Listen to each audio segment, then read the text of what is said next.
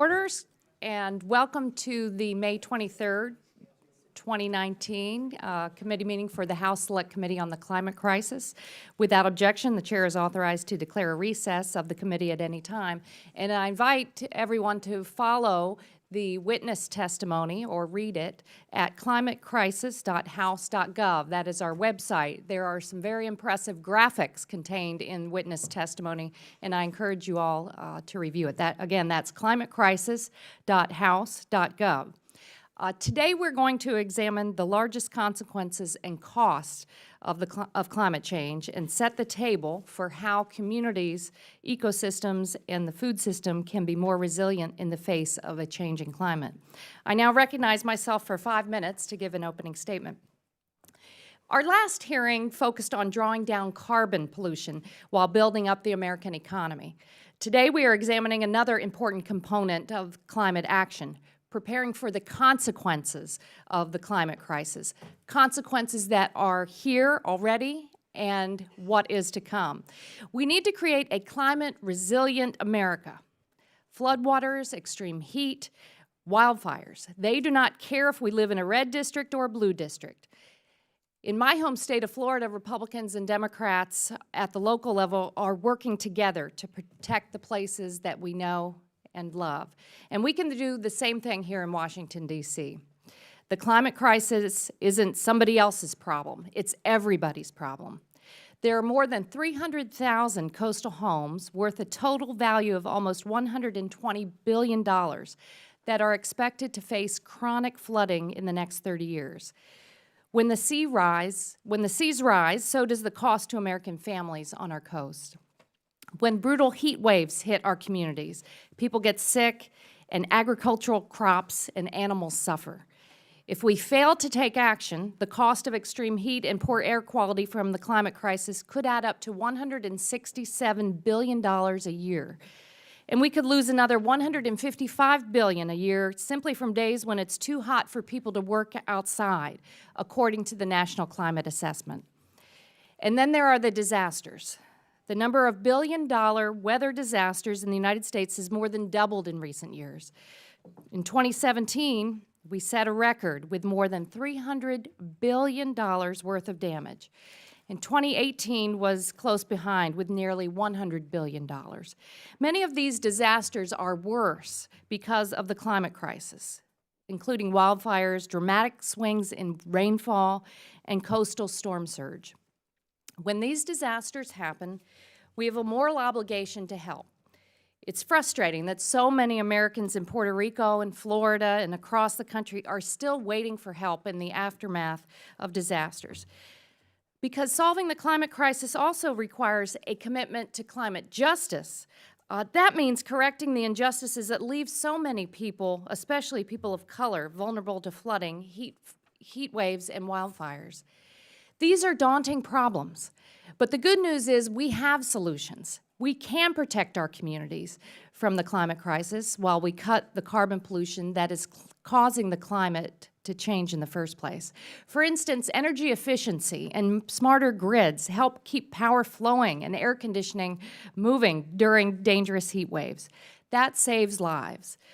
And when we restore wetlands on our coast, those trees and plants can absorb the devastating power of coastal storms. And they absorb something else as they grow, carbon. And increasingly, farmers are adjusting their practices to increase soil health, which makes farms more resilient to the impacts of extreme weather and increases carbon stored in the soil. As we continue our work, we are looking for solutions to the climate crisis that provide multiple benefits, that reduce carbon pollution, that protect communities, and produce good jobs. The cost of the climate crisis are already adding up, and it's time that we invest in climate solutions instead. But it's more than just dollars. It's about leaving our children a cleaner, safer, and healthier world. The millions of young people who are joining climate strikes tomorrow, Fridays for the Future, never lived in a normal climate, and they know it.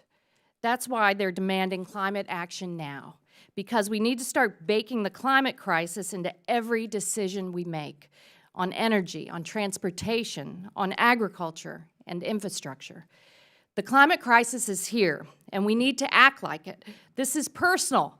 This is happening to our neighbors. This is happening to all of us. When disasters happen, we should put the policies of the day, the politics of the day aside, come together and solve problems. Our expert witnesses will recommend policies to do so because we need to come together and take climate action now. We're all in this together. This time I yield 5 minutes to the Ranking Member Graves for an opening statement. Thank you, Madam Chair, and I want to thank all the witnesses for taking the time to be here today and for the preparation of your testimony. I asked the chair to focus on this topic first, and there's a very good reason for that. As we heard during the last hearing, when Congressman Palmer asked a question of some of our witnesses, he basically said, what happens if we cut all emissions from the United States today? Are we still going to see this momentum continue moving forward in terms of temperature changes and seas rising? And the answer was yes. And I'm doing this from memory, so it's an excellent chance I'm going to get this somewhat wrong. But I think you then went on to ask what happens if all countries cut emissions? Would we see a stopping of this sea rise increase and temperature changes? And I think the answer was no.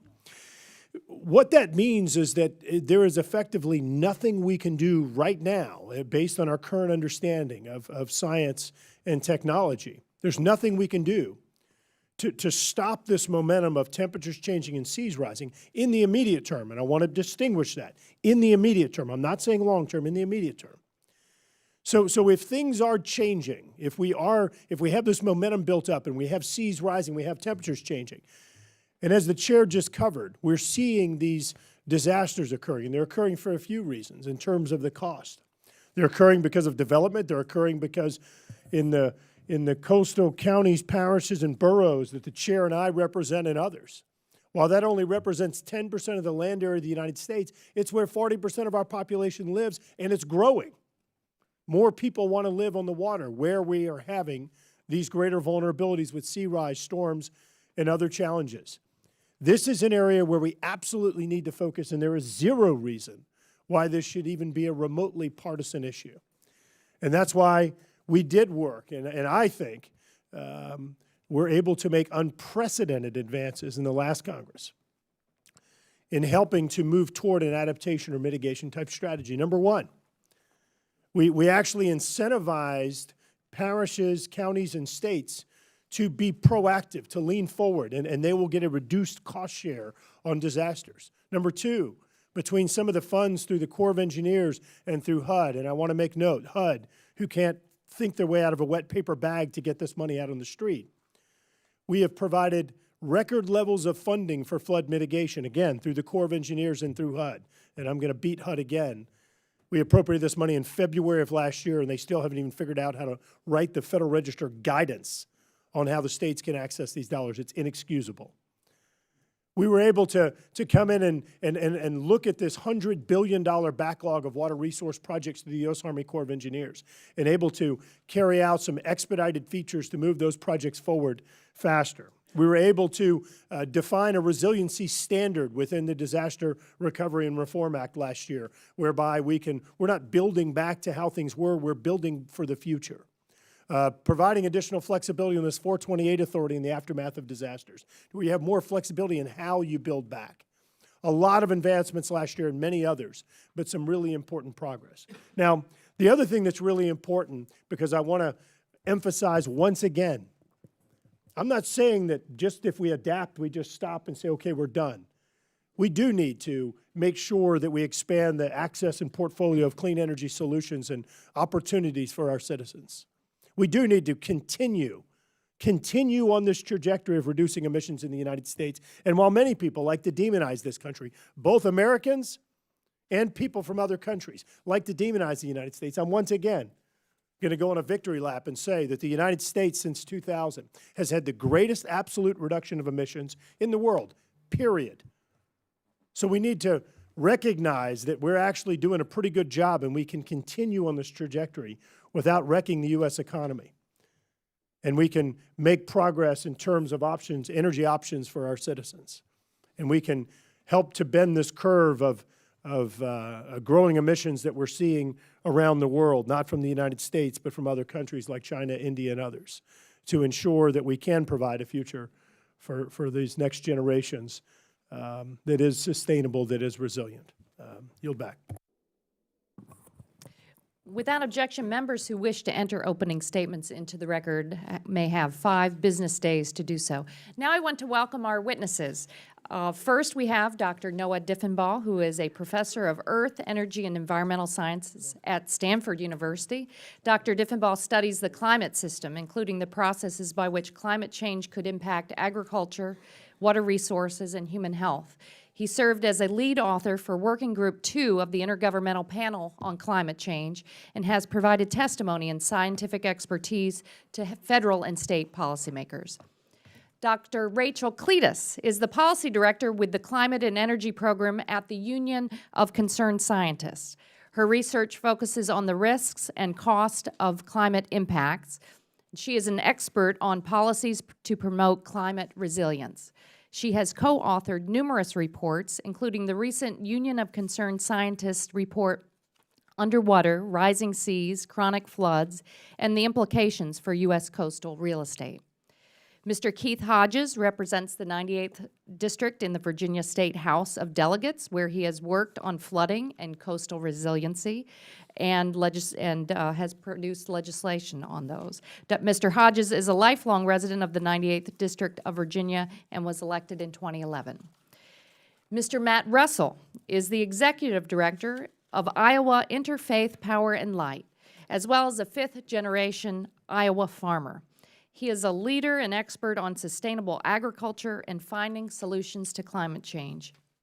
Prior to joining Iowa Interfaith Power and Light, Mr. Russell worked at the Drake University Agricultural Law Center, focusing on issues concerning retail agriculture, conservation, climate change, rural development, and federal farm policy. Without objection, the witnesses' written statements may be made part of the record. With that, Dr. Diffenbaugh, you are now recognized to give a 5-minute presentation on your testimony. Thank you. Thank you, Chairwoman Castor and Ranking Member Graves and the committee for the invitation to testify. My name is Noah Diffenbaugh. I am a professor and senior fellow at Stanford University. I'm appearing today in my personal capacity. The subject of today's hearing is creating a climate-resilient America. The good news for our country is that although climate change is already impacting Americans, there are many opportunities for us to become more resilient, and in doing so, build a more vibrant, secure, and equitable nation. My testimony will focus on the scientific evidence for the changing risks posed by global warming.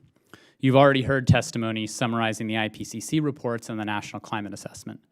So I'd like to start by summarizing an assessment that my colleagues and I recently published, evaluating the scientific evidence from the perspective of EPA's endangerment finding.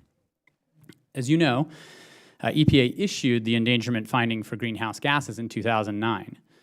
This followed the 2007 Supreme Court ruling that EPA must regulate greenhouse gases under the Clean Air Act if those gases are found to, quote, endanger the public health and welfare, end quote.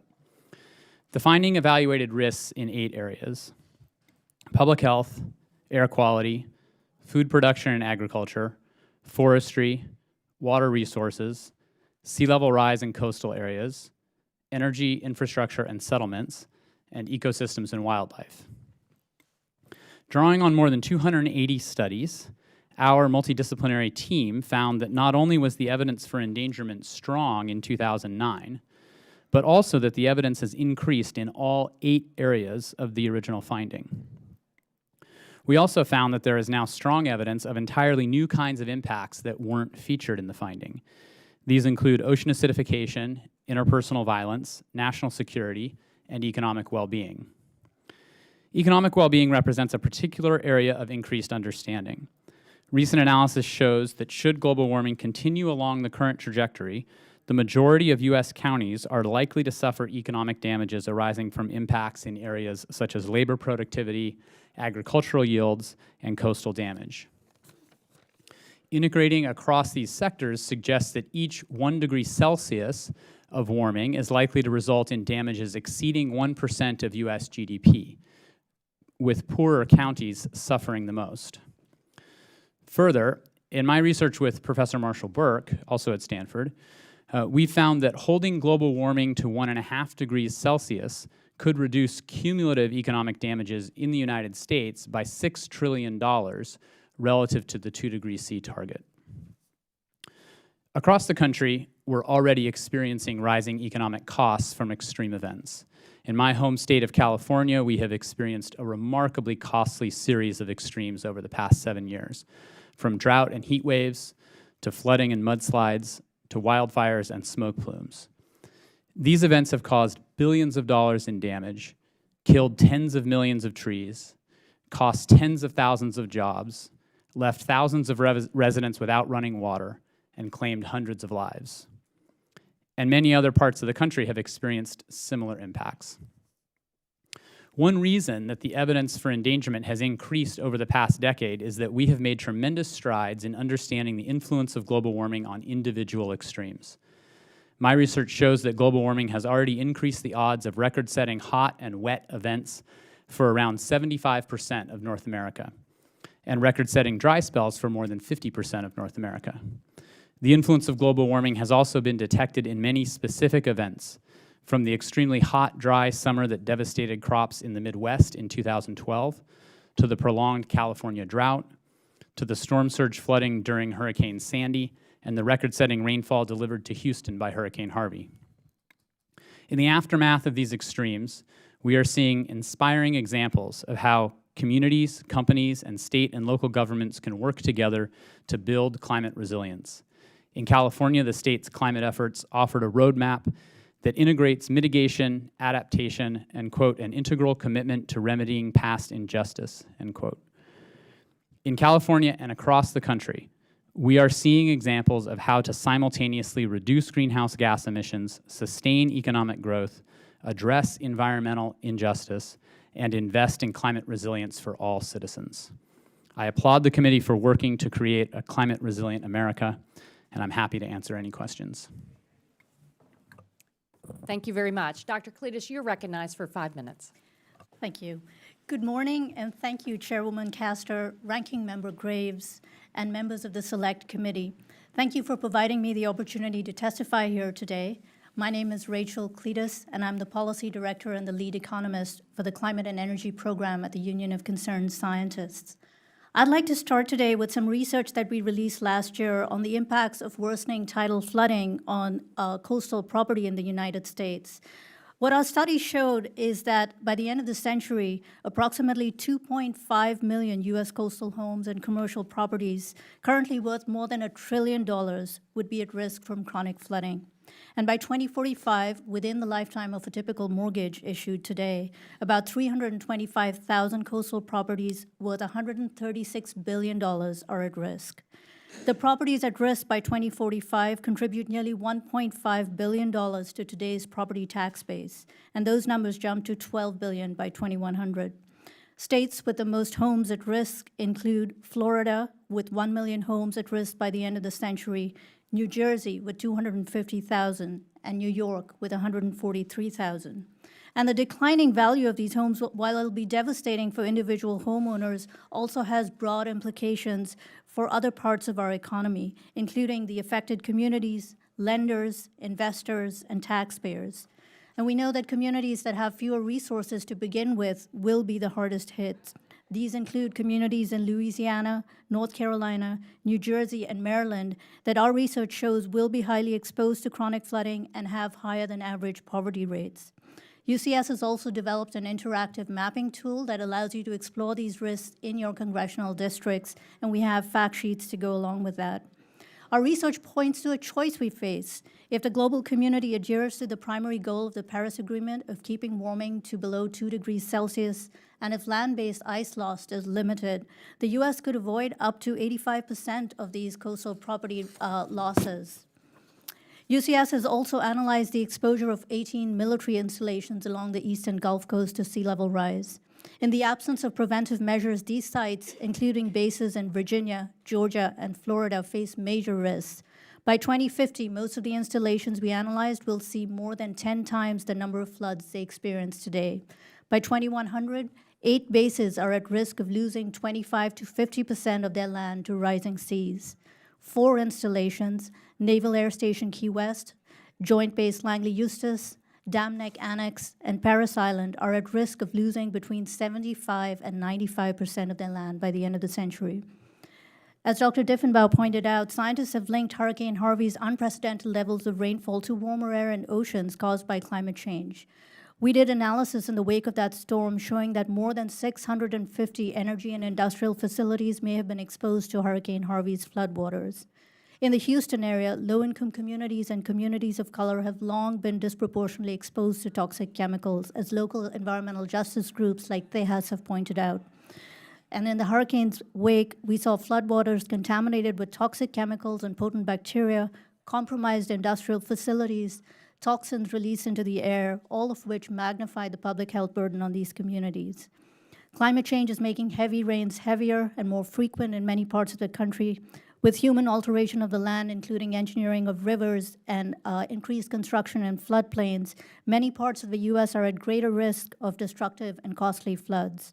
This spring alone has brought terrible flooding to many parts of the country, including Louisiana, Texas, the Midwest, and all along the Mississippi and Missouri rivers.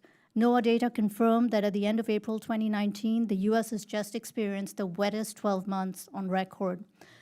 Climate projections show that these conditions are likely to grow worse in many parts of the country in the decades ahead. The fourth National Climate Assessment also highlights many ways through which climate change is going to contribute to worsening health risks, including through extreme heat events, flooding, wildfires, intensifying storms, and other events, which can contribute to poor air quality, heat-related illnesses, water and vector-borne diseases, mental illnesses associated with stress and trauma.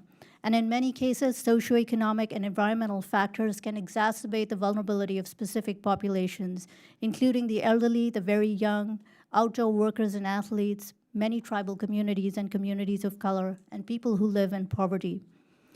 These grave risks require an urgent response from the federal, state, and local policymakers, as well as the private sector, to better protect communities and build resilience. Broadly, we need to make sure that these risks are being better communicated and taken into account in our policies and programs, everything from FEMA and HUD programs to what's happening at the local level in terms of building codes and zoning codes.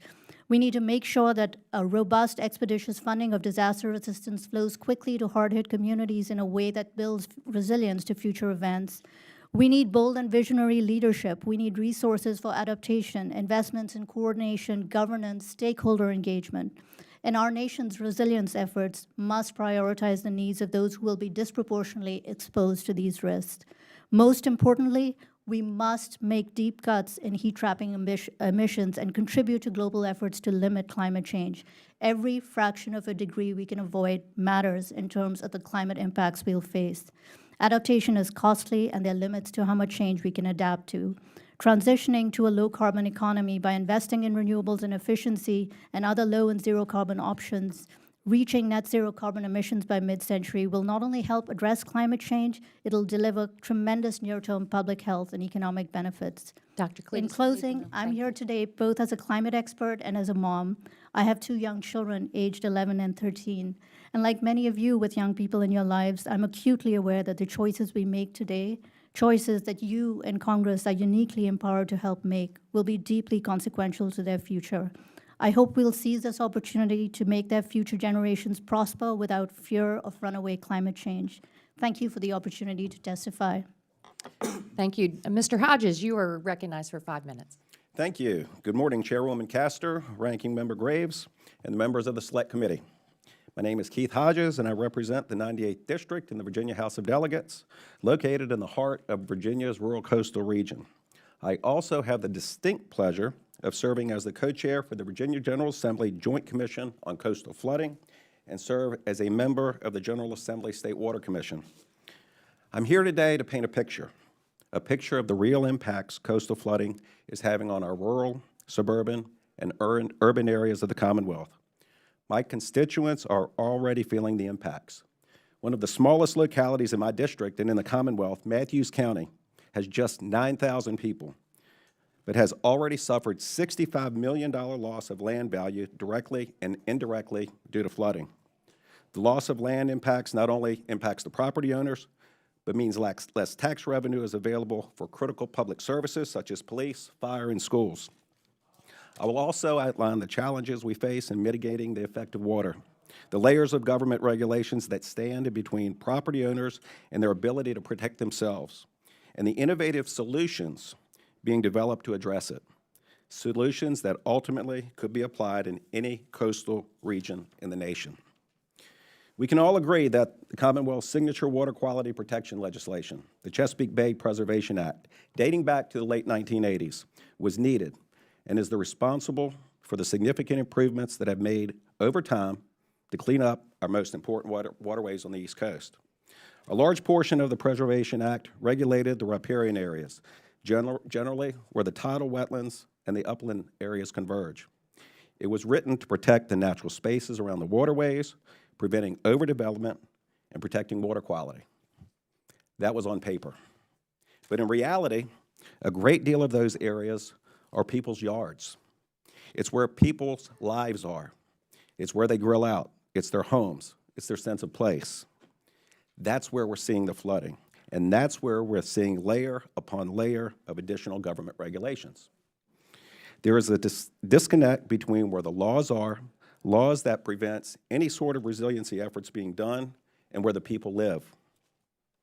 It's important to note here that many of these laws were intended to manage water running off from a higher elevation, the land, and into the lower elevation, the sea. It never realized that we could be facing water coming from a lower elevation to a higher elevation, bringing the river into people's yards. It doesn't make it right. It doesn't make it wrong. It's just reality. We've identified 23 laws and regulations that protect water quality. While well-intended, they're also holding us back. In the Commonwealth of Virginia, specifically in the rural coastal Virginia, we have been studying ways to both adhere to the spirit of the Preservation Act and other regulations and the goals to maintain water quality, while also helping property owners protect their homes, localities protect their tax base, and promote resiliency. It started with looking at legislation and regulations in a more holistic and innovative way. We found ways to help property owners, residential and commercial, installing living shorelines, proven to help water quality, resiliency, and providing the funding and insurance to bring them to reality. We're building shorelines that are bigger, that are wider, and that are taller. We've addressed stormwater legislation and equalized the cost for developers building in rural versus urban areas. We've created ways through the Virginia Waterway Maintenance Fund to give localities more options to use dredge materials for resiliency efforts. We're looking at how to ensure risk more properly and creatively. That is, ensuring nature-based flood mitigation strategies. And we are fighting the flood with a new campaign set to launch this year, where we're bringing together the consumer need for solutions with the marketplace. We're connecting them together and making it cheaper for property owners to protect themselves. Perhaps most innovatively, we're also leveraging intellectual capital around the issue. Thanks to the Go Virginia legislation, we have funded a project to study ways to harness and focus that intellectual capital. Water goes everywhere. It doesn't discriminate whether you're rural, suburban, or urban. We have opted to look at it as an asset, not a liability. We're looking at it as a relationship versus something that is detrimental. We're reframing the way we approach water management. When you reframe the way you approach water management, you can come at it from a more holistic economic perspective. You can create jobs, and you can protect livelihoods. We're not sitting back and complaining about the problem. We're looking at it as something that's not going away. We're creating an opportunity. The opportunity requires us all to work together to address the challenges, to find the innovative solutions from here in Washington to Richmond and the localities where constituents live, where they work, and where they play. Thank you for the opportunity to discuss this important issue here today and for helping us all see that working together will benefit us all. As they say, a rising tide lifts all ships. Thank you, Madam Chair. Thank you. Mr. Russell, you are recognized for 5 minutes. Good morning. Chair Castor, Ranking Member Graves, members of the committee. Thank you for the opportunity to talk about the opportunities and challenges for American farmers in our climate crisis. I'm a fifth-generation Iowa farmer, executive director of the Iowa Interfaith Power and Light, and we're an organization that works with Iowans to find and implement faith-based solutions to climate change. It's an honor to testify this morning on behalf of American farmers. A partial solution to the global climate crisis is right in front of us, if we just have the courage to embrace it. This solution will also help us clean our air and water, save our soils, stabilize our rural communities, and our food system. That solution is to pay farmers for environmental services when we sequester carbon. Doing so will revolutionize both agriculture and environmental policy. These policies should no longer be in opposition. They should complement each other in strategic ways. Costs will be pennies per meal in the short run, but actually this is not a cost at all. It's an investment in our children and grandchildren's future.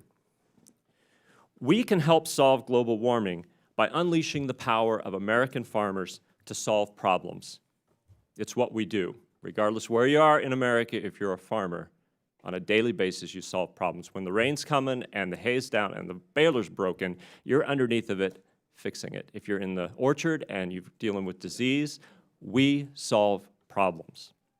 The question today isn't, do you believe in climate change?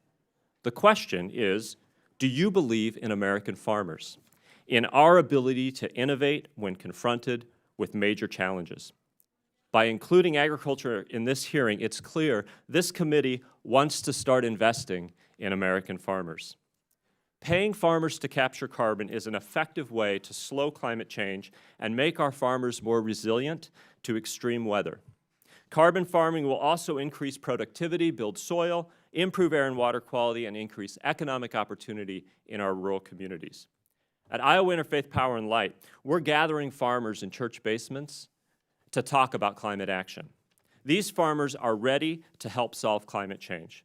They point out the current combination of public policy and markets creates a situation where farmers investing in better conservation and stewardship actually carry a greater burden of risk than farmers who are willing to shortchange long-term stewardship for short-term profits.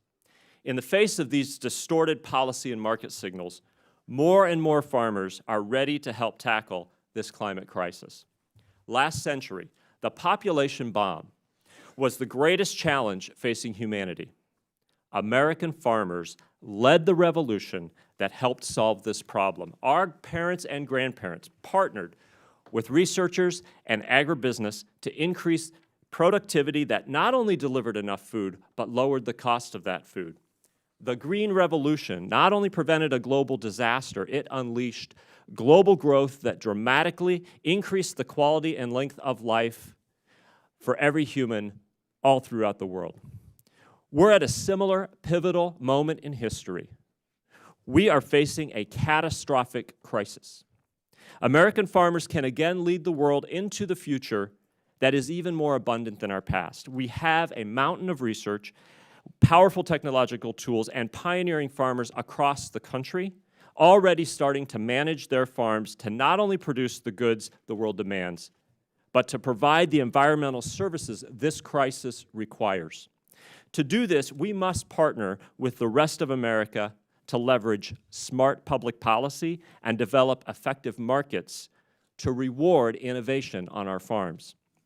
Here are some ways you can help farmers lead the next agricultural revolution. Work with farmers to develop public policy that encourages farmer and market-led solutions to climate action. American farmers, we are at our best when we yoke smart public policy and the power of capitalism. As the world begins to put a price on carbon, let's make sure American farmers can claim some of the value of what we do on our farms when providing climate change mitigation services. Embrace the opportunities climate action holds for rural development. Rural America is where energy is produced and agricultural products are grown. Every farmer in every part of this country can benefit from helping solve the climate crisis. rethink the politics of climate. If resources remain focused on the politics, we all lose. But if we bring the very best Democratic ideas and the very best Republican ideas together, our rural communities will be more resilient to extreme weather, can hold on to the value of capturing carbon, and can generate clean energy. Everyone says we need bipartisan solutions. Incentivizing farmers to lead on climate action is an opportunity to make that happen.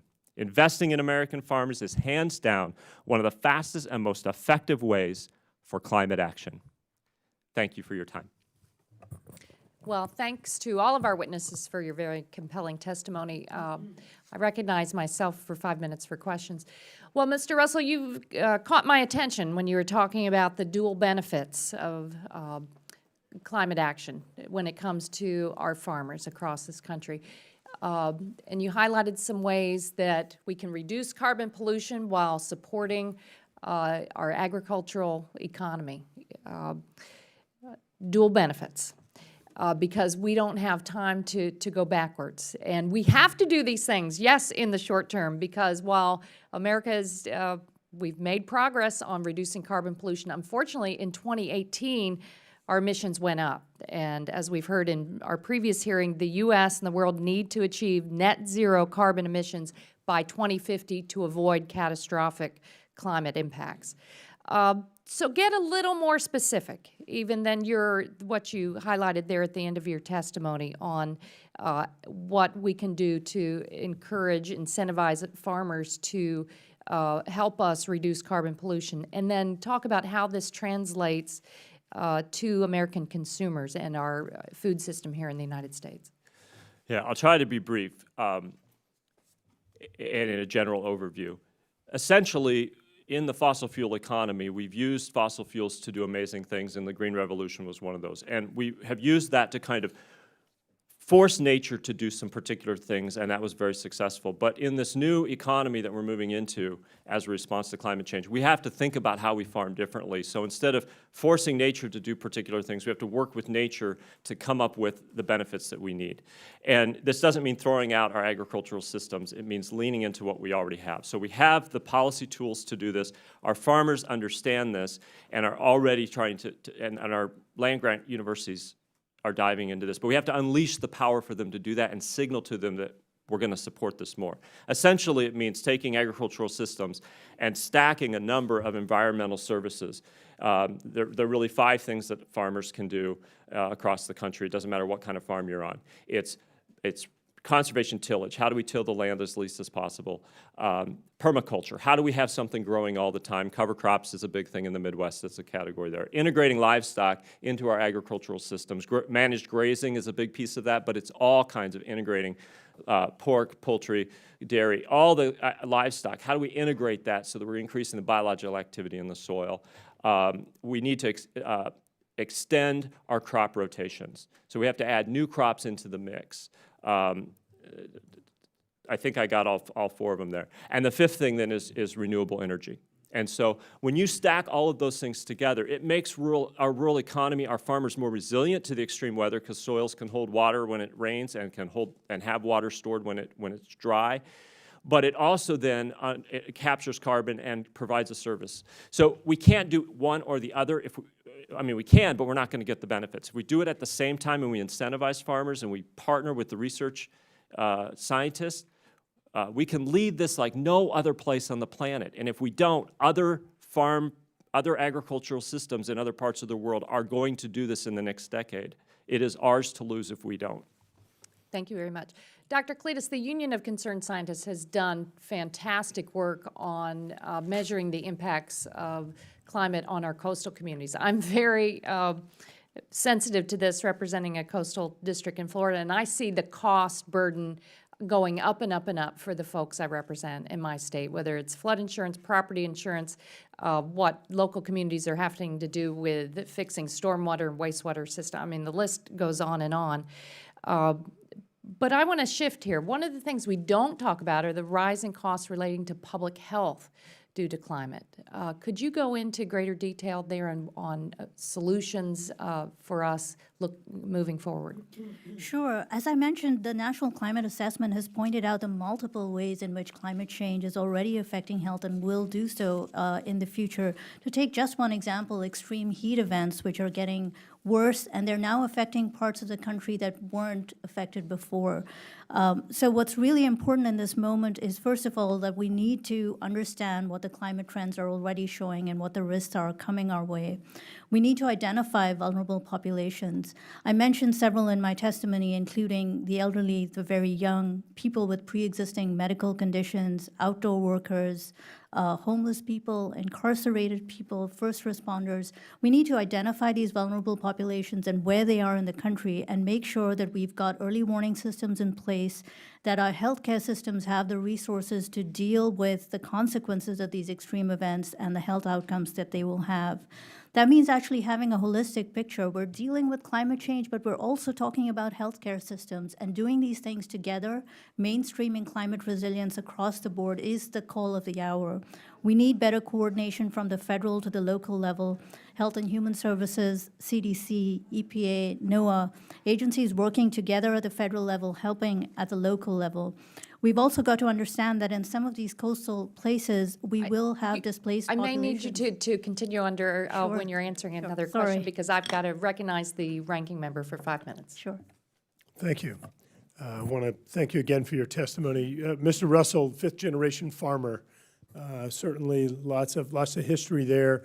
Would you agree that over those generations, with improvements in fertilizers and other techniques, that there's been an increase in yield per acre of different agricultural products? Absolutely. That's why I was talking about the Green Revolution.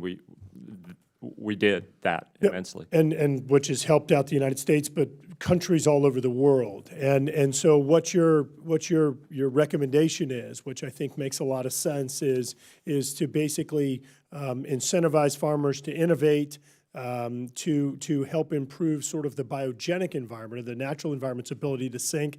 And Delegate Hodges actually mentioned the engineered oyster reefs, which is another sink for greenhouse gases.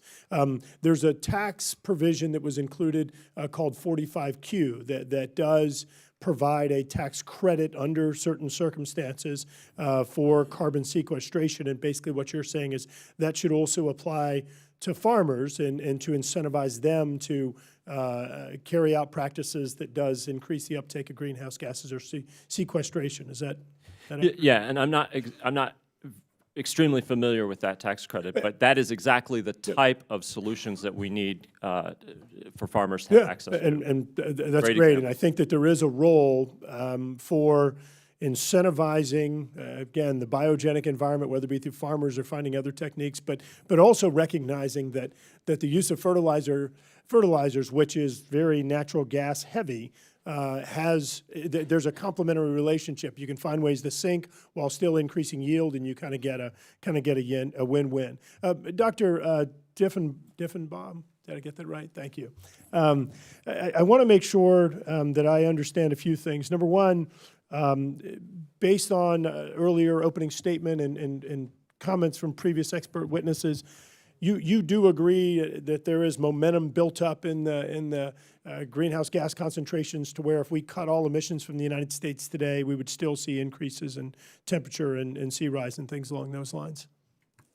Yeah, I actually published a paper in 2012 running exactly that thought experiment of what if not only the U.S., but all of the OECD countries cut emissions instantaneously. So there's no regrets for us carrying out resiliency activities right now. I mean, those are things that no matter what we do with our emissions profile, those are no regrets investments in helping to improve the resiliency of our coastal communities and communities all over the United States. Is that accurate? Yeah, so I think there are two key points. One is that resilience can be a win-win, as we've heard throughout the morning, that there are opportunities both to manage climate risks both by managing our greenhouse gas trajectory and by catching up with the climate change that's already happened and becoming more prepared for the climate change that will happen in the future. So if you look back between 2005 and 2017, the United States has reduced emissions by somewhere just under 1 gigaton, whereas during a similar period of time, and I think moving forward toward during a similar period of time, I think, and I need to go back and check this one, I think China increased their emissions by, I want to say maybe 4 or 5 times what the U.S. reduced theirs by. Under Paris, by 2030, they're expected to increase another 5 gigatons. So the U.S. taking these aggressive efforts to cut emissions while other countries are increasing emissions multiple times, we're not headed in the right direction, are we, in regard to trying to head off this mitigation challenge that we're experiencing, meaning that we're going to end up with net temperature increases, with net sea rise and things along those lines, if the U.S. is reducing and other countries are significantly increasing emissions. Is that accurate? So we know, because of the fundamental physics of planet Earth, the basic energy balance of planet Earth, that in order to stabilize the global temperature at any level, that essentially requires reaching net zero emissions. And as was mentioned earlier, reaching net zero by mid-century gives about a 50% chance of staying below 2 degrees C. Net zero means everybody, though, is my point, is that we can't just come to the United States and stop all emissions and have other countries more than offset the emissions we're reducing by increasing their emissions and having any type of positive environmental outcome. So net zero is a global requirement for the global energy balance. It's important to keep in mind that we've had about 1 degree Celsius of global warming already. The U.S. has contributed about a quarter of the emissions that have led to that warming historically, and in fact. But if China is increasing 5-fold what we're reducing. But if we look at the total cumulative emissions historically, the U.S. has. Is there something we can do about historic emissions, or can we only do things about prospective emissions? I mean, we can carry out some of the activities like Mr. Russell indicated and Delegate Hodges indicated to sequester carbon. But in terms of, we can't do things about emissions that have already been released. We've got to look forward. So having China on a trajectory of quadrupling what we're reducing isn't the right direction that we need to be heading in. So we are dealing now with the emissions that have already been released, in that we are paying out year after year in the costs of climate change that we're living with right now. And as I said in my opening statement, we have opportunities to manage those risks by simultaneously managing our emissions and increasing our resilience. Mr. Lujan, you're recognized for 5 minutes. Thank you very much, Madam Chair, and I want to thank our chair and our ranking member for holding this hearing. Dr. Diffenbaugh, yes or no, should the United States take action to reduce emissions? Dr. Diffenbaugh, yes or no, should the United States take action to reduce emissions? The question of should is a question for elected officials such as yourself. Dr. Diffenbaugh, must the United States take action to reduce emissions? In order to stabilize the global temperature, the global. That's not a yes or no. Let's move on to the next one. I'll submit it to you in writing. That way we can get a thorough response. Dr. Cletus, should the United States take action to reduce emissions? Yes, as part of the global effort to limit climate change, the United States and the whole world. Yes or no is fine. Thank you. Delegate Hodges, yes or no, should the United States take action to reduce emissions? In a market-based approach. Is that a yes? Yes, in a market-based approach. So at least you qualified it, but that's a yes. I appreciate that.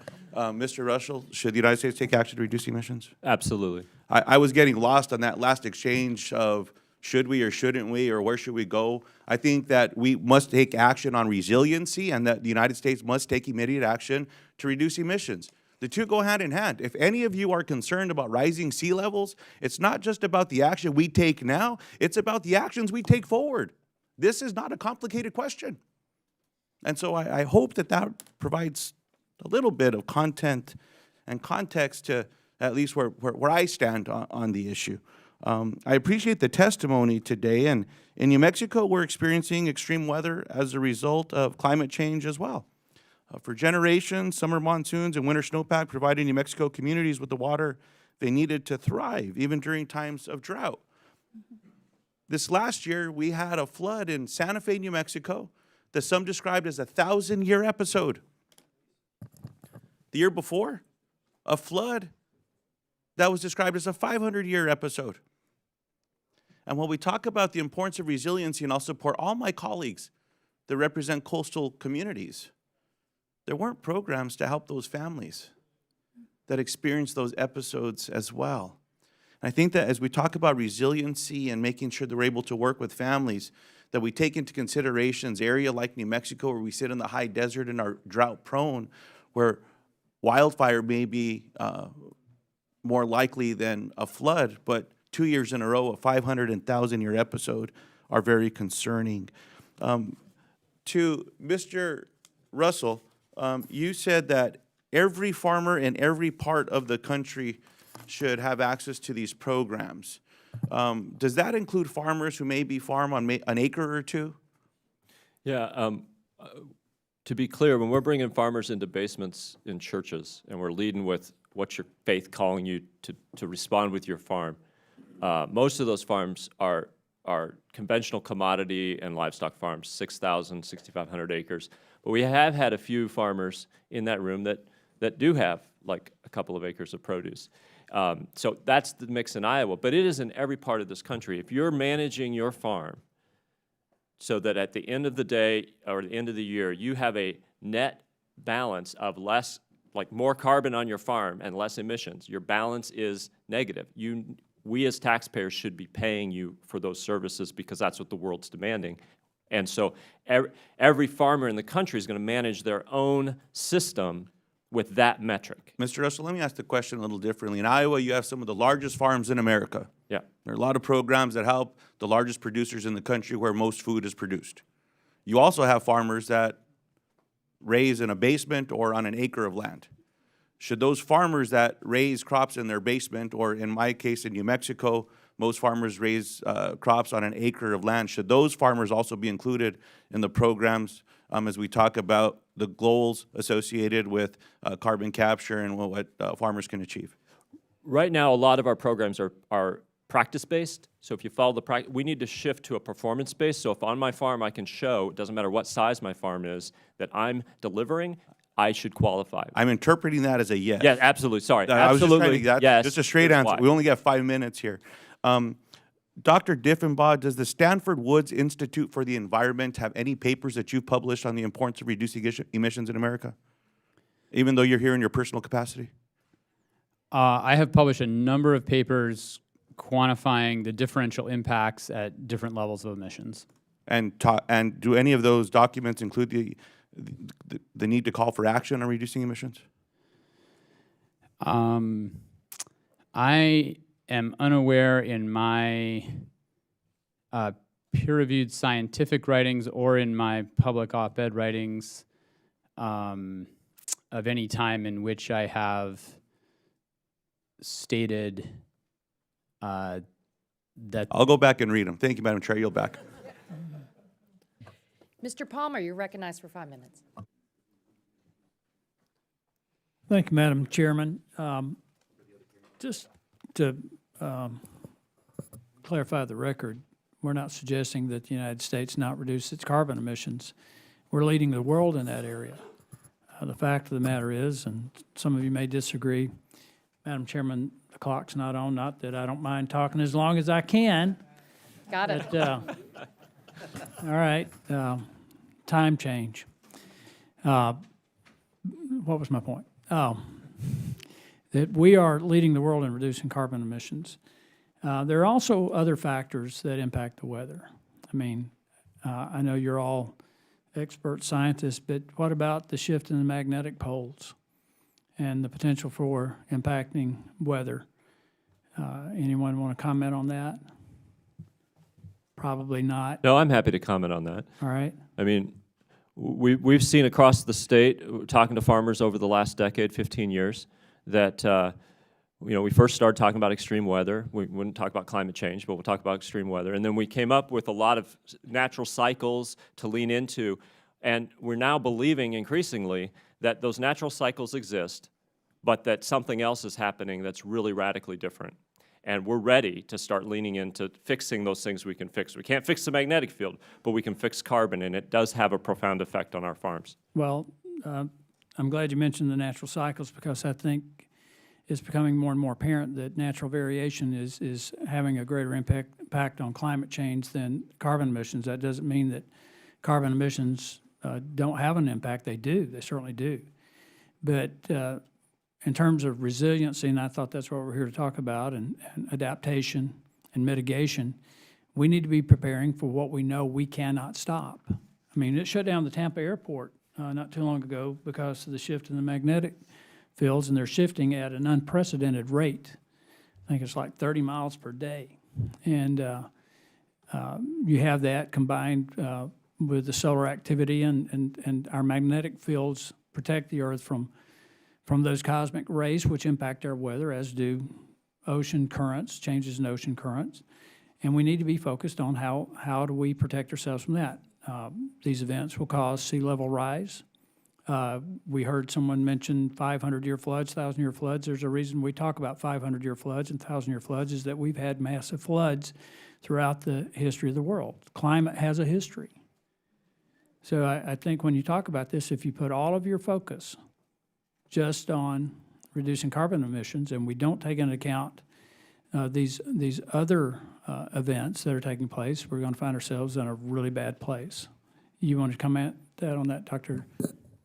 Yeah, so I think, as you may have gathered from my recent exchange with Congressman Lujan, I'm pretty conservative in my statements. And I mean, in this question of whether the contribution of natural variability, the contribution of solar forcing, the contribution of human forcing, my work is extremely conservative. The work of my community is extremely conservative. Our null hypothesis is that when an extreme event happens, it was due to random chance, and that global warming had no role. We are extremely conservative, both in terms of our intellectual framework and in terms of our statistical treatment. So our statistical treatment is beyond a reasonable doubt, that statistically, and we need very, very, very high confidence in order to reject the null hypothesis that it wasn't, the null hypothesis being that it was random chance. So it's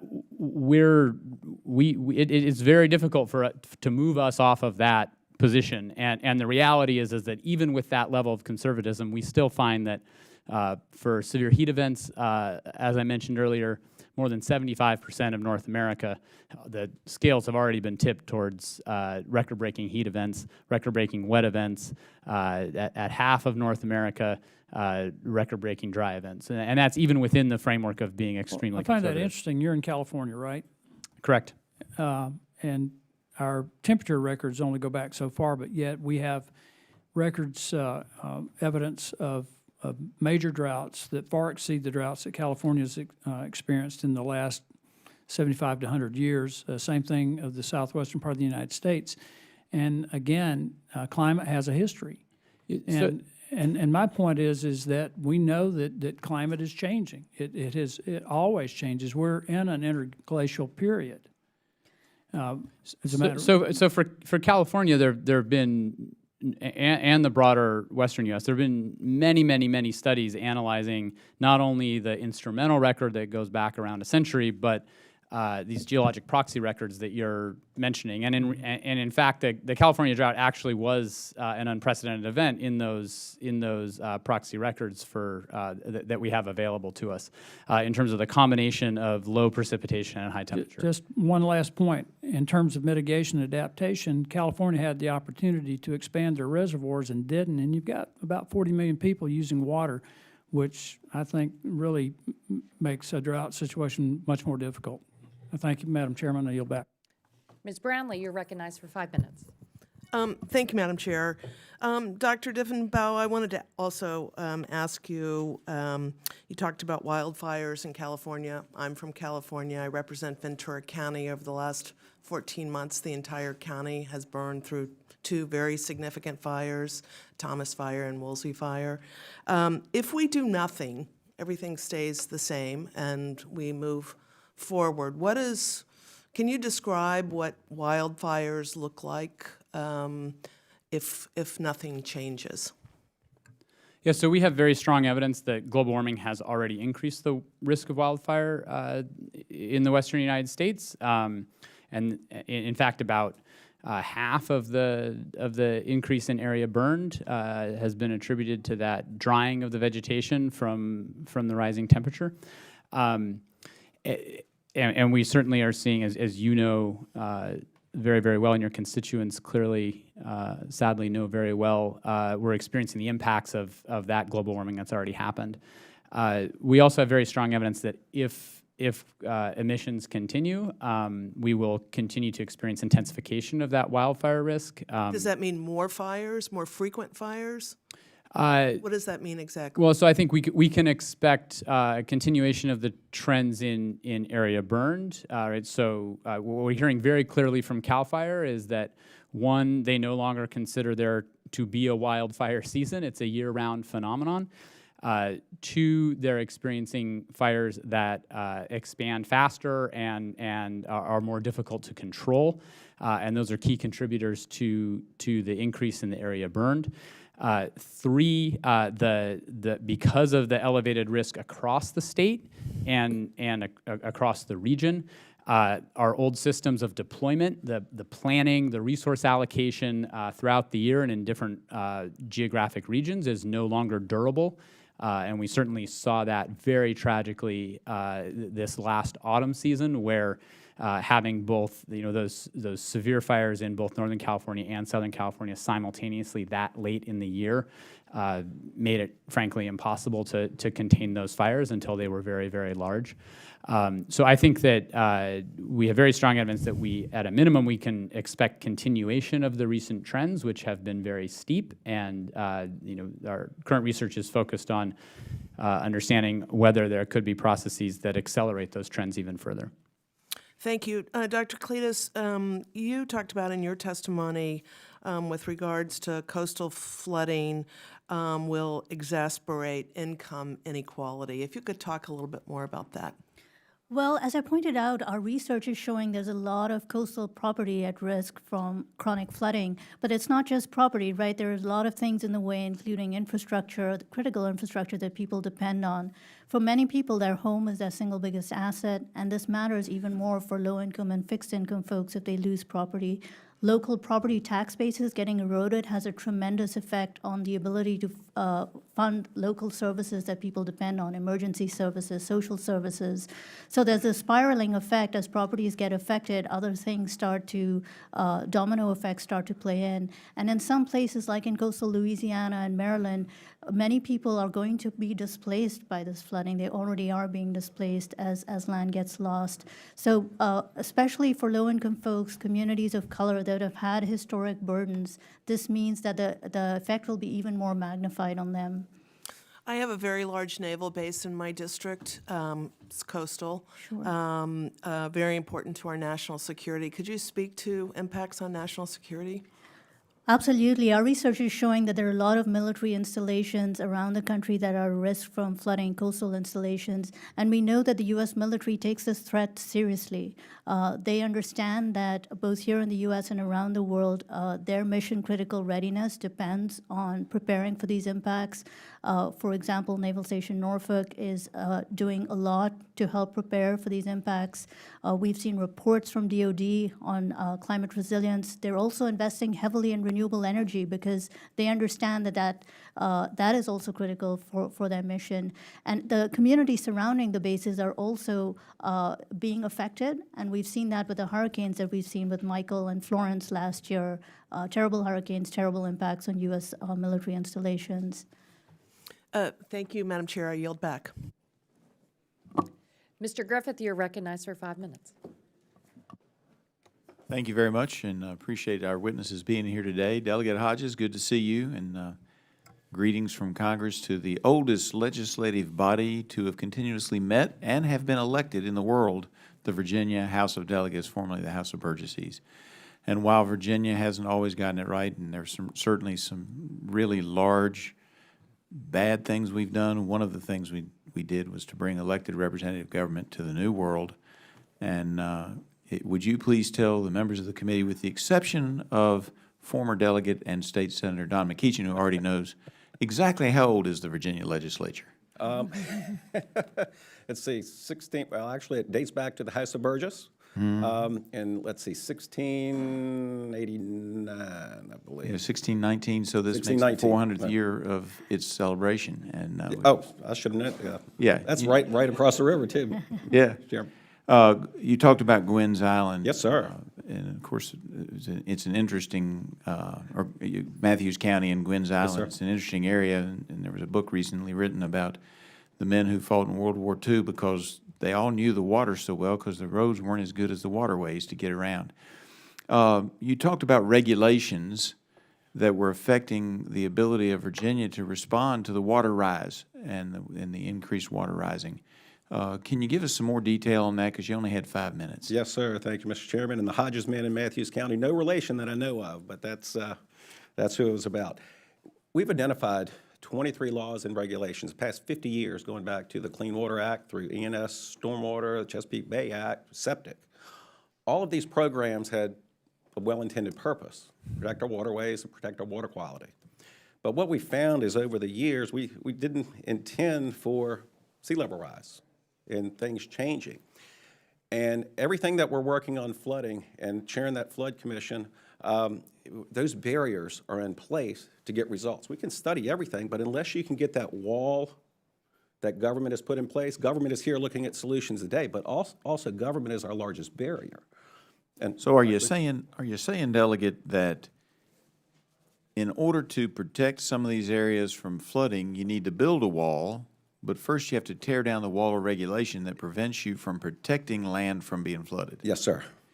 And so what we need to do is, are you asking us to do a comprehensive review of the laws to make sure that what we thought was going to be water flowing into the waterways is now water flowing onto the land, and to make sure that we haven't created improper barriers that would prevent you as a state legislator from protecting the people in your district? Yes, sir. I like to say if we had an eraser and could start from scratch, how would you build this program that still protects water quality, that protects our property owners, and looks at long-term effects of the flooding? All of these laws and regulations are intertwined, and unfortunately our government, they think in silos, and it creates a huge barrier in permitting processes and headaches for landowners. And we have to find a way to tear down that wall and do a comprehensive review. We can build a better mousetrap at a lower cost and help business and property owners. So no matter why the seas are rising, they are rising, and you want to make sure you can protect your people that you represent in the coast of Virginia. Yes, sir, definitely. All right. Number one appreciate priority. that. And then, one of the big concerns, and we've heard several of the folks already mention it, is that a lot of the pollutants that we're worried about coming in the future are coming from overseas, and we all share the air. In fact, there's a wonderful study that NASA did. They followed a sandstorm from the middle of the Gobi Desert, and it took 10 days to get to the eastern shore of Virginia. So what they're doing with, carbon emissions in Asia only takes 10 days, maybe India's 11 or 12, to get to the United States. And so if we are not careful, we're going to ship all of our jobs off to Asia because we've said you can't do anything here, and we're going to end up with the air pollution and the CO2 anyway. Isn't that correct? Yes, sir. Yes, sir. And so we need to look at things in creative ways that Mr. Russell brought up the farming, and some organic farming folks in my district say that a lot of the practices they use help capture more carbon than the more industrialized farming. I think that's probably true, and we should find ways to encourage that. And if I may, Mr. Yes, sir. Congressman, we are actually Morgan works fine. At a market-based approach. Chairing the Rappahannock River Basin Commission, we have been able to quantify the value of forestry as a water quality initiative, and forestry also helps protect with flooding. And through a market-based approach and quantifying that, we have 4.3 billion metric tons of carbon sequestered in Virginia forestry. But they was unable to get it to the marketplace, and we've come up with a solution. All right, thank you. I yield back. Thank you. Mr. McKeachin, you're recognized for 5 minutes. Thank you, Madam Chair. And again, I want to echo Congressman Griffith's sentiments and welcome Delegate Hodges to the other side of the Potomac. Good to see you. I hope you'll take a moment to come to the House floor and see the joke of a mace that we have. Only those of us who served in the Virginia Legislature can understand what we're talking about, but I hope you'll take a moment to do that. On a more serious note, though, to the extent that you have identified regulations that are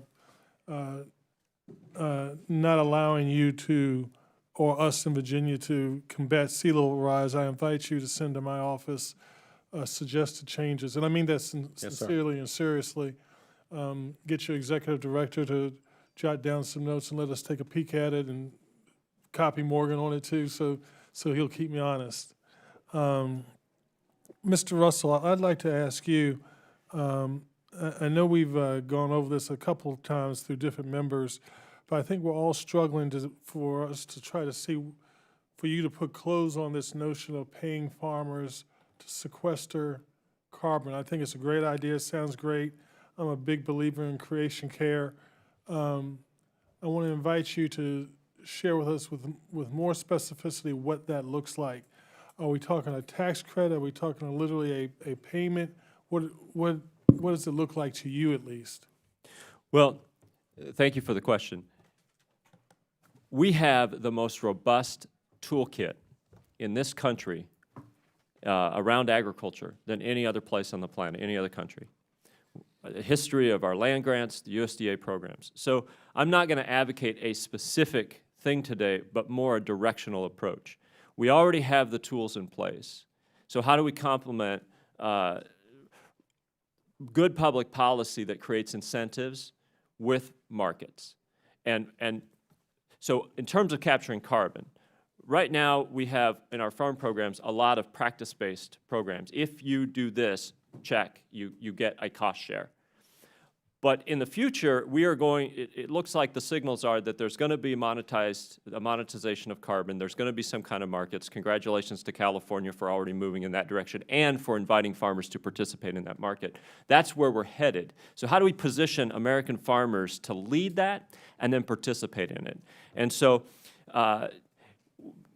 when Secretary Northey left Iowa as Secretary of Agriculture and went to become Undersecretary of Programs, I was talking with him and talking about this opportunity, and he said, Matt, how could we pilot something like this in the Farm Bill, right? So an example would be, if I can show on my whole farm that I'm essentially a negative carbon balance, I'm pulling more carbon out than I'm releasing, then can I get a higher crop insurance subsidy? In other words, can the taxpayers reward me for that performance-based effort? That's just one example. The Farm Bill is loaded with opportunities, and collectively and creatively, when we put farmers in a leadership position helping drive and understand that policy, what we can do is the same kind of transformation that happened from horses to tractors. And I live on a farm that was built in the 30s, and we've got a barn with 5 stalls for draft horses. That farm bet on horses in the future, and they were wrong.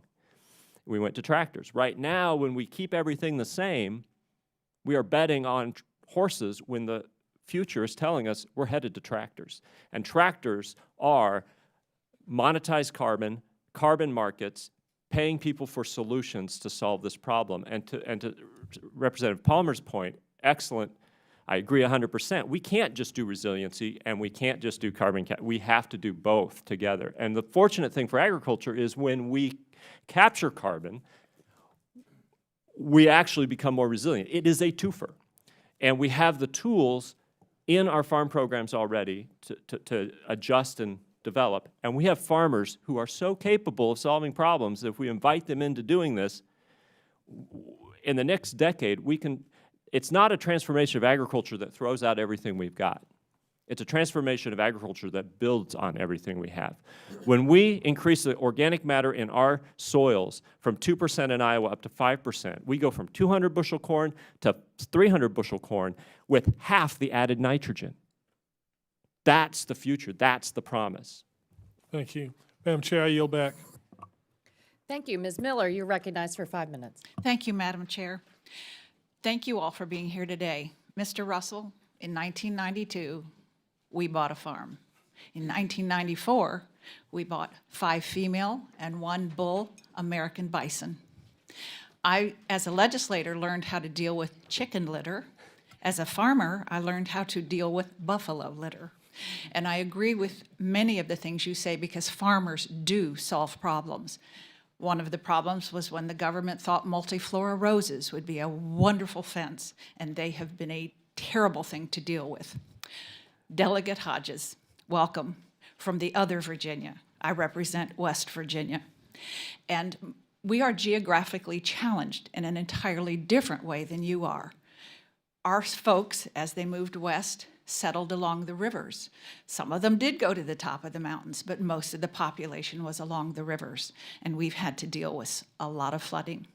Dr. Cletus, I'm a mother and a grandmother, and very concerned with our climate and the environment that we give to our children and our grandchildren. The policies and the programs you talk about make us realize that this issue is multi-pronged. It isn't just one area. It encompasses many people, many areas. And I know what bad policy and what unintended consequences can do to devastate whole communities. Dr. Diffenbaugh, I recently read an article in the New York Times that states that China, in their northern province, Shandong, is releasing CFC-11, which is really bad for the ozone. And from the Montreal Protocol, all of that was supposed to be finished maybe mid-century. There would be nothing left. And this is really a bad thing for our climate. So I want you to know that we are dealing with many different types of problems, as some of the other congresspeople have mentioned, in dealing with the ozone and with our environments. So I just want people to realize that things are happening out there in the world that directly affect all of us. But we're here to talk about resilience. And so I want to talk about what happened in my area recently. We've been having a lot of flooding. In 2016, it devastated several different counties in my district. There were 3 schools in Nicholas County, West Virginia, which in my district totally were destroyed. The flood damage was terrible. The impact on these 3 schools, when you think about schools in rural America, they are your community. They are the center of everything that happens.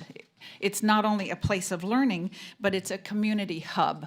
And it's now 2019, and we are still trying to find out what went wrong and review the assessment needed to replace these schools.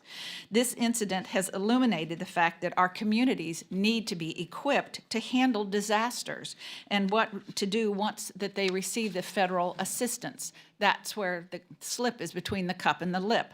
Last year, President Trump signed the Disaster Recovery Reform Act, DURA, which enacted many provisions to help build up our capacity for any catastrophic event. This is an action. It's not just talk. Delegate Hodges, given your position on the state level, how can we better equip our states, counties, and cities to best utilize disaster funding and prepare for the next disaster? Thank you for the question. As an answer to that, and as Congressman Griffith had asked, the regulatory burdens actually tie our hands to be able to utilize these funds sometimes. They're not always used in the most effective way.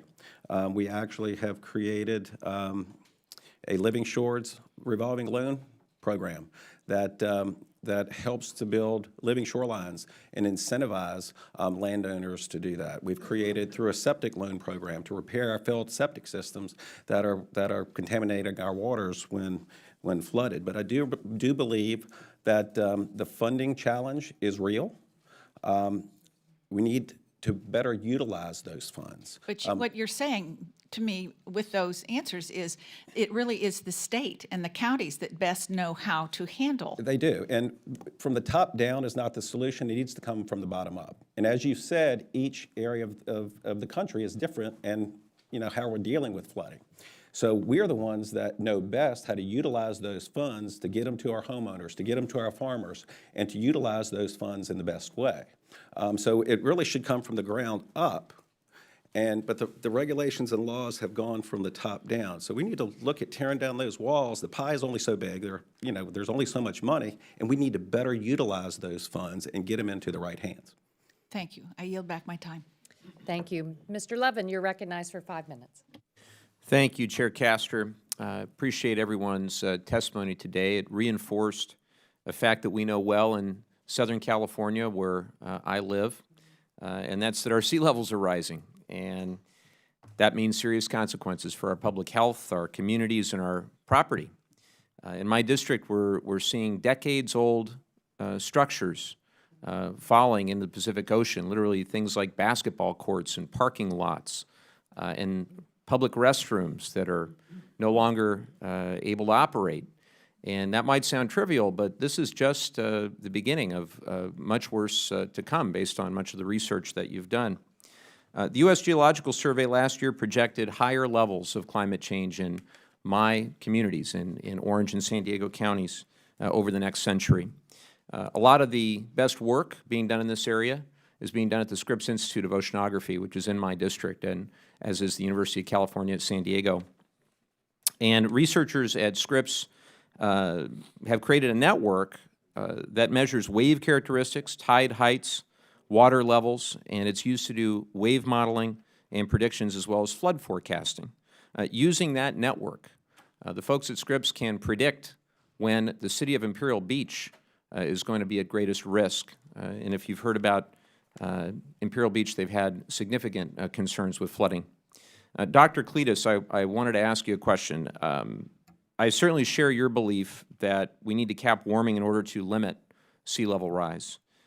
But do you see a benefit in expanding the types of things that Imperial Beach and the Scripps Institute are working on, perhaps to other cities to be able to forecast flooding? And do you think it could help us avoid some of the costs of climate change that you outlined in your testimony? Absolutely. I think this kind of scientific data and research is critical to help local communities understand the risks that are coming their way and the kinds of measures that will work and the kinds that may not work in light of the risks that are coming. So absolutely sharing that information. Cities and towns are often the laboratory of innovation in this space, and I fully encourage that kind of sharing. Wanted to turn to a different topic, which is one that you've probably been hearing about in the news, infrastructure. I think we probably here all want a great infrastructure bill, but we seem to be moving further away from one. But I think it's really important that with you here, we talk about how to build sustainable infrastructure that's really forward-looking and thinking about climate change. So to Dr. Cletus and Dr. Diffenbaugh, what types of projects and programs would you like to see in a discussion of a climate change resilient infrastructure bill? So the first thing is we have to make sure that the infrastructure we're building is going to be climate resilient. It's taking into account these projections that we're seeing around extreme precipitation, heat, and other kinds of extreme events. We can also simultaneously be building low-carbon climate resilient infrastructure, so get some twofers out of this.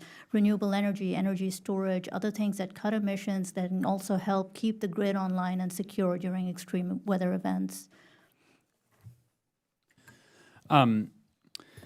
I appreciate that question, and I would point you to the California Safe Climate Safe Infrastructure Working Group, AB 2800, and our report that was released last summer. A couple of highlights. One is creating climate safe infrastructure starts with an acknowledgement that the climate is changing.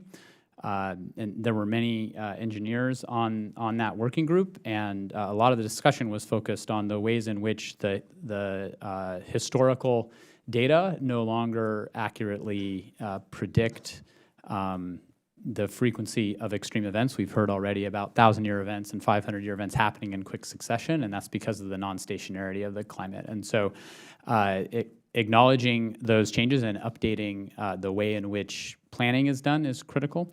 And then I would echo the point about win-wins between resilience and emissions. One proposal that a colleague of mine, Michael Wara at Stanford, has made in an op-ed in the Los Angeles Times with regard to wildfires. One of the big risks of wildfires, as you know, are the electric lines, and PG&E has been in the news a lot about that. So my colleague, Dr. Wara, has proposed having solar and storage, battery storage and solar capability as a way of providing electricity when those lines are decommissioned. So this will provide both resilience by reducing the wildfire risk, but also low carbon energy and maintaining electricity availability to vulnerable populations when those lines are de-energized. So I'm out of time, but I'd love to make sure that we follow up with you and the appropriate people in our Transportation and Infrastructure Committee so that they can get that study. I would be very happy. Yield back. Mr. Carter, you're recognized for 5 minutes. Thank you, Madam Chair, and thank all of you for being here. Interesting discussion today, and appreciate all of you. Delegate Hodges, thank you for being here. Appreciate you coming and testifying. You know, in another life, I was a mayor, and I remember when I was a mayor, it's, you know, there are all these projects you want to do, and you just can't afford to do them, and it's challenging. In fact, we had the mayor of Los Angeles here yesterday that we met with to talk about these specific issues, and even he expressed, and you know, the frustration with not being able to do all the projects that he wanted to do. But I wanted to mention a project that's being done down in Georgia, and in fact, it's being led by Georgia Tech, the Georgia Institute of Technology. It's a program that installs sensors. And let me back up for just a second. I represent the entire coast of Georgia, over 100 miles of pristine coastline. So rising sea levels are important to us, obviously, and we're very concerned. But the program at Georgia Tech, they've installed sensors that help the coastal areas to pinpoint the specific areas that might be impacted and that we need to build up resiliency and roads, bridges. And this is a great program. And I just wanted to ask you, Delegate Hodges, how important do you think it is that we use metrics that can help us show like these type of events and the impact that they could have? Sure. Actually, thank you, Congressman, for the question. Metrics are very important, and it's important to have the science and the data. As we're, you know, also looking at sea level rise, where I live, we also have land subsidence with groundwater withdrawal. So just a very small lowering of the land can have a tremendous effect on the sea level. So the metrics are very important. The science is very important, and I'm fortunate enough to have the Virginia Institute of Marine Science in my district that I work very closely with, that provides data and works with me very closely, so world-renowned center. How do you think the federal government can help in this? Funding and any access, you know, and any assistance with GIS, and also, as I mentioned earlier, to get out of the way. Exactly, the permitting process. The permitting process is number one, especially with dredge material, dredge spoils. You know, there's the funding for dredging is no longer there from the federal government.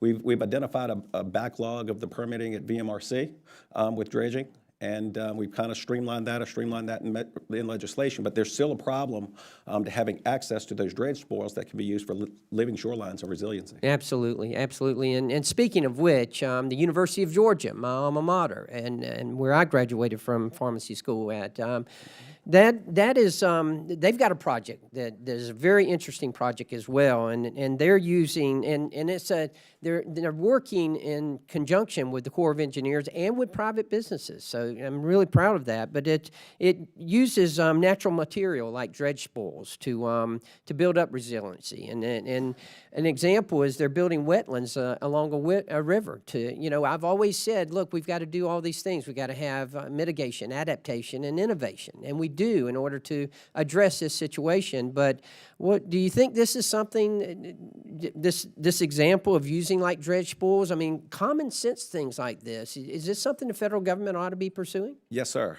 Dredge spoils can be of assistance, and you mentioned, you know, living shorelines. Absolutely. They can be used in living shorelines, which is not only helps water quality, but resiliency and flooding.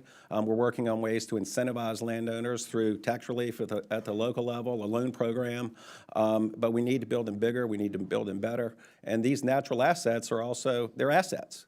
Other, like sometimes hardening structures, are a liability. Right, right. And you know, this is such an important issue for us along the coast of Georgia because we've got like a third of all the world's marshland right in Georgia on the Georgia coast. So in making sure we protect that marshland is extremely important. Thank you, Delegate Hodges. I wanted to ask before I go, Mr. Russell, I thought it was in your testimony, you mentioned using smart public policy combined with capitalism.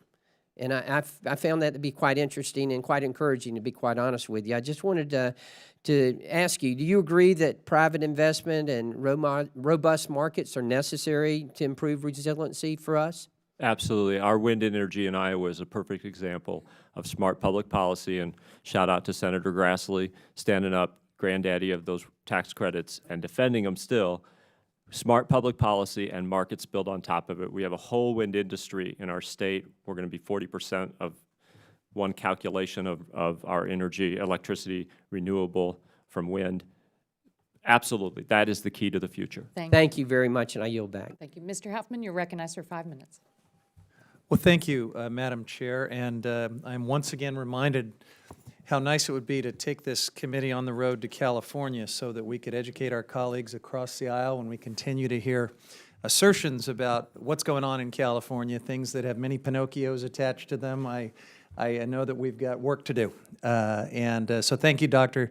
Diffenbaugh, for pointing out that the 5-year drought that California just recently came through is actually not consistent with anything we've experienced in modern history, and even going back to the proxy record, whether you want to look at tree rings or any other proxy records. This was different.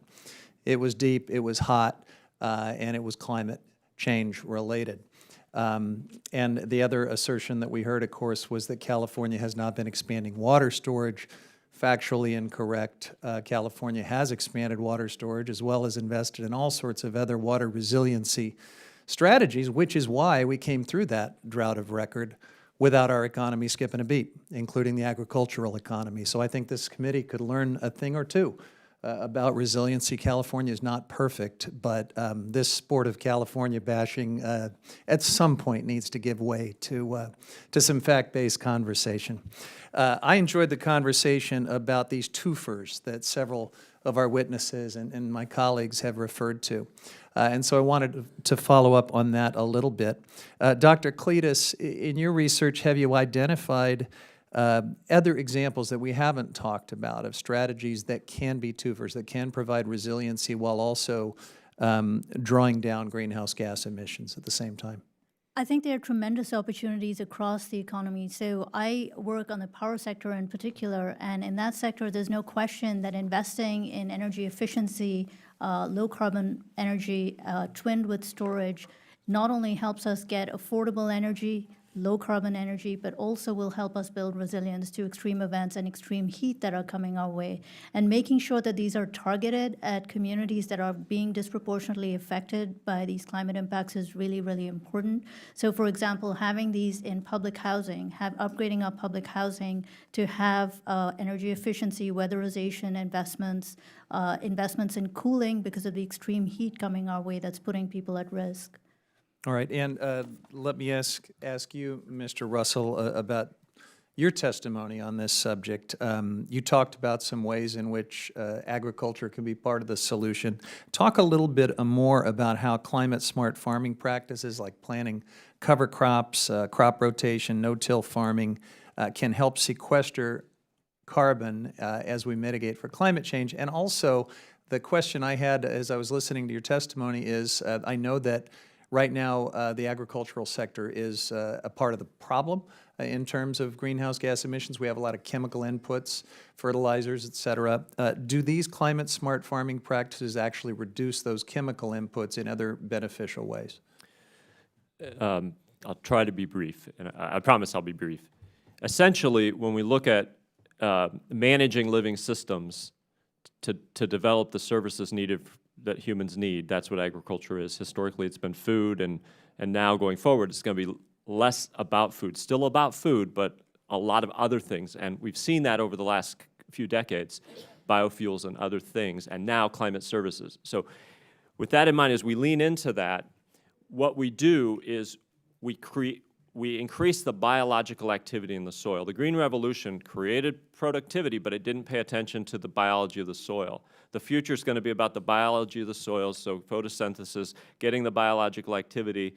And when you do that, you get that carbon out of the atmosphere through the plants, through the roots, through the biological activity, and stored, working in the soil. So that's kind of how that happens. The result of that is that you increase organic matter tremendously, which holds more water when it's raining, has more water stored when it's dry. So we get carbon sequestration and we get more resiliency. So that's happening, that's the twofer, that's happening at the same time. We have not managed our agricultural systems. We don't have agricultural industry invested in that model.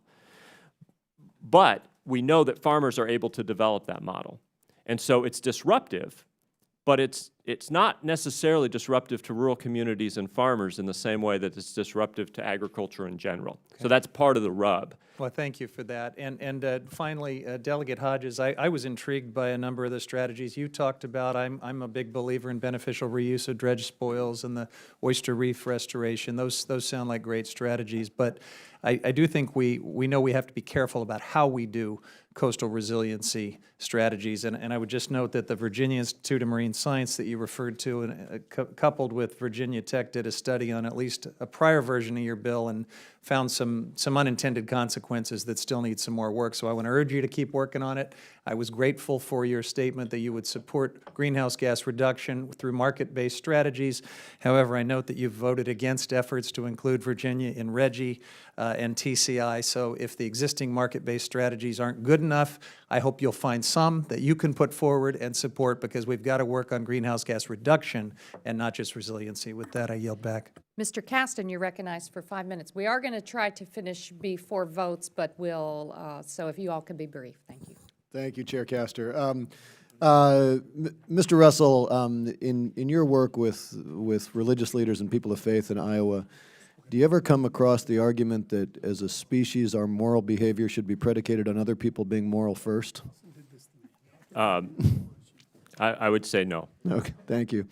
Dr. Cletus, you mentioned in your testimony, I think you said that $136 billion of property is at risk from coastal flooding, and that's of course a small fraction of the total economic loss from some of the wildfires and floods and droughts that Dr. Diffenbaugh's talked about, expansion of tropical diseases, crop failures.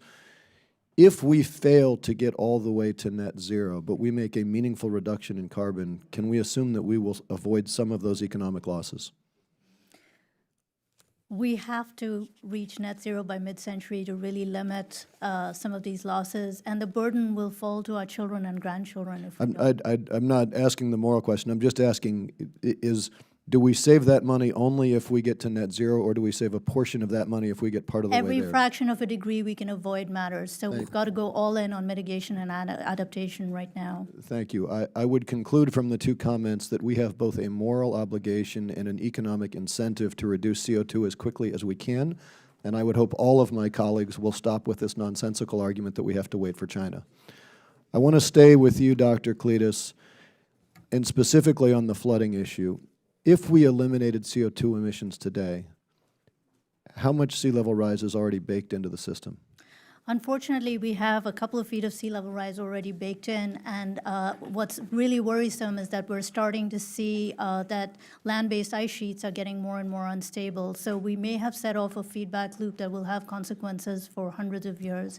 And that land-based ice, once it starts to go, cutting emissions will unfortunately not be able to cut that feedback loop. So this is the moment to really dig in and cut emissions as fast as possible. So if we're looking at a couple feet,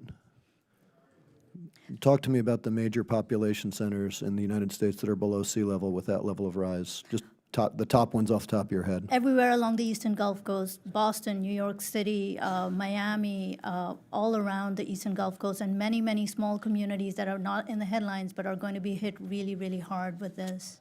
So I sit on the Financial Services Committee, and we recently had Fed Chairman Powell before us, and one of the questions that I asked him was that as he looks at the tests we do to evaluate the integrity of banks, does the Federal Reserve consider the exposure that banks have with 30-year mortgages in these communities? And the answer was essentially no. We are somewhat unique in that. And Chair Castor, I'd like unanimous consent to enter into the record Avoiding the Storm, Climate Change in the Financial System. It's a report by the Bank of England. Without objection. The Bank of England has asked their banking system to factor this in. You spoke a bit about that. Can you speak a little bit about what we should be doing on the other committees here to try to make sure that we evaluate those risks to our financial system? The private sector and the financial sector have a huge role to play. And when we did this research, we actually reached out to a number of private sector actors, bankers, lenders, investors. And what we heard from all of them was, yes, the science is real. Yes, the risk is real. And no, the market is not pricing it accurately right now. The risk is flying below the radar. And unfortunately, this is very, very risky for coastal communities, because should the market suddenly start to price the risk, the impact will be very harsh on, especially on low-income and fixed-income folks. So absolutely, I think there is a responsibility from the federal government to ensure that our economic system, including our banking system, is taking these risks into account. Okay. Last thing, and again, this is from our purview on the Financial Services Committee, the flood insurance program is up for renewal. You mentioned some common sense reforms. We have to decide that pretty quickly. Can you help us understand a couple of those reforms that you'd like to see to the flood insurance program? We need better flood mapping and money for it to accurately assess these risks. We need to make sure that we're investing ahead of time, not just after disasters. So flood mitigation measures, including voluntary home buyouts, have to be funded well. We have to do this equitably so that we're not hitting low and fixed income folks in an inequitable way. So building in affordability measures as we do these things is very, very important. We have to get more people insured because these events are getting worse. When you mentioned voluntary home buyouts, just help me understand, because what should we do with that land once we've got it bought out? Turn it over into green space. That is land that should not be developed, because developing in these risky areas is only increasing the risk to people, property, and the taxpayer. Thank you, and yield back the balance of my time. Mr. Nagus, you're recognized for 5 minutes. Thank you, Madam Chair. In September of 2013, the state of Colorado experienced what is known as a 100-year flood. Over the course of 1 week, an entire year's worth of rain fell along Colorado's Front Range. Over 18,000 people were evacuated from their communities, including my own. They returned to find thousands of homes and hundreds of roads and bridges destroyed. In total, the flood cost more than $4 billion in damages and tragically claimed 9 lives. Despite the devastation of this disaster, I'm proud that Colorado has worked to repair and replace the affected roads, the flood zones, and the communities. And ultimately, I believe these communities are smarter and stronger than before. But it is important to note, as we've rebuilt, ultimately resiliency was not a choice, it was a necessity. The increase in extreme weather events means that our communities must be quick to respond, repair, and recover. And in the face of increasing climate disasters and uncertainty, my district is taking action on developing climate resiliency. So that's why I believe today's topic is so important. I appreciate the witnesses and their testimony. We absolutely need to have infrastructure in place to address the impacts of climate change, and we must do it soon. But I would be remiss if I did not agree and associate myself with the remarks of my colleague from California, Representative Huffman, which is to say that all of this work means nothing if we don't take real concrete action to address the cause of climate change and reduce our greenhouse gas emissions. Because if we don't, 100-year events like the catastrophic flooding in my state could become much more common. I want to ask you, Dr. Cletus, in your testimony, you emphasized the kind of local communities and the ability of local communities to make recommendations for responding to climate change. In Colorado, as you might be familiar, I represent northern Colorado, so Boulder, Fort Collins, the Central Mountains. We have a number of communities that have developed these plans. I believe per capita, the Front Range has more of these communities that have developed such plans than anywhere else in the United States. And yet there are many communities elsewhere in the state that have not. I am wondering if you could perhaps offer a little bit more detail in terms of why you believe these plans are so important and how Congress and the federal government can help incentivize and motivate local communities to step forward. Yeah, we need action from the federal to the local, so we need federal resources and know-how and data and capacity building. But local communities understand best how adaptation is going to work in their geographies and their environments and the risks that are coming their way. For example, the wildfire risks that are coming and getting worse in the area of Colorado that you described. And those wildfire risks affect forestry, they affect watersheds, they have all kinds of knock-on effects. In the seasons after them, you start getting flooding events in the denuded landscapes. So we need to have more and more communities that are empowered, that have the resources and the tools and know-how to develop these plans, to develop them in a well-resourced way, and to be able to take actions to protect themselves. So we're really looking now for the federal government to step up with the resources so that communities can do these plans better in an inclusive way with a stakeholder process that includes a wide variety of perspectives. Thank you, Dr. Cletus. And then finally, Mr. Russell, thank you for your testimony. There are some exciting things happening back in my district around regenerative agriculture and so forth. I am curious, though, and I want to go back to a comment you made in reference to one of the questions that was posed with respect to the burgeoning and growing wind industry in your state, in the home state of Iowa. And I believe you attributed that in part to the private sector and private markets. And of course, I agree that the private sector, of course, has a role. But I also am curious if you believe that there were any government investments that played a significant or substantive role in the wind industry becoming what it is in the state of Iowa. Absolutely. I mean, you first have the renewable portfolio standard as a starter, and then the tax credits and continuing. So that's the foundation, good, smart public policy, and then we've grown a tremendous economy on top of it. And that's really the future that's being presented to us, a future of abundance if we're willing to use smart public policy to move in and use capitalism to get the future we need, which is clean renewable energy and managing living systems.